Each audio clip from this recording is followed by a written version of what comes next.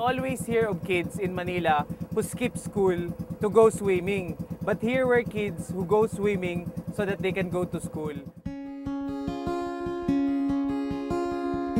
The common stories we hear are them walking across mountains. Sometimes, they have to cross rivers, but not to the point na getting themselves wet. Waking up very early in the morning just to be able to attend school. Pumupunta kami sa school, nababasa lagi kasi naglilangoy.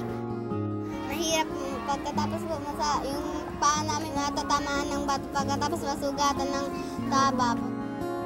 Nababasa po yung bag niya at saka yung mga notebook, paper. Tapos pag hindi mo naman nilalagay sa plastic yung mga gamit nila, binibilad na lang sa araw. Na-experience namin, hindi kami nakatapos, nahirapan kami. Kaya gusto namin ng anak namin makatapos para naman sa kinabukasan niya yun eh. Una-una sila papasok, paminsan din pag high tide, lumangoy. Pag low tide, doon sila sa putikan, maglalakad. Kasi mahirap walang bangka, walang masasakyan nila. Just because it's okay for them to swim to go to school doesn't make it right. It bothered Jay also. That's why when he went to Manila, we continued our communication.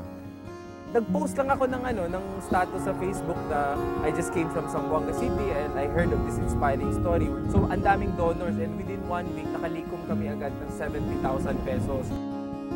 Nagsimula kami sa isang bangka na malaki na kaya niyang magdala ng mga 25 to 30 kids.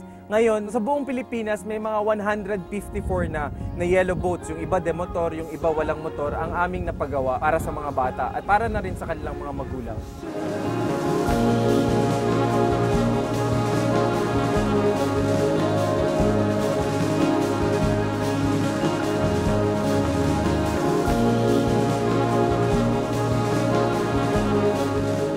Bilang mga paa namin o mga kamay namin ay hindi kami makalalakad pag wala ito. Yung wala pa kaming nabigyan ng bangka na malaki, yung mga anak namin kung papunta doon sa school, sa talon-talon, lumalangoy pa rin sila. If they continue convincing their kids or encouraging their kids to go to school, things can change.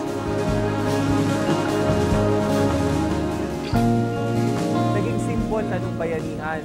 So, ang daming tumutulong dito, school supplies, tapos marami pang iba, katulad ng mga medical dental missions. Sa Mababoy, sa Masbate, nakapagpatayo kami ng isang eskwelahan.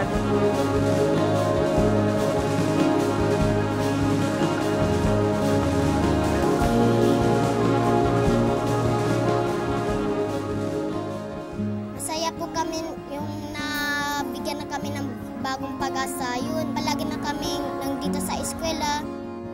Hindi na kami lumalangoy yung katulad ng dati, tapos hindi na kami nalilate. Nagkaroon po kami ng bagong bangka, nagkaroon kami ng bagong pag-asa.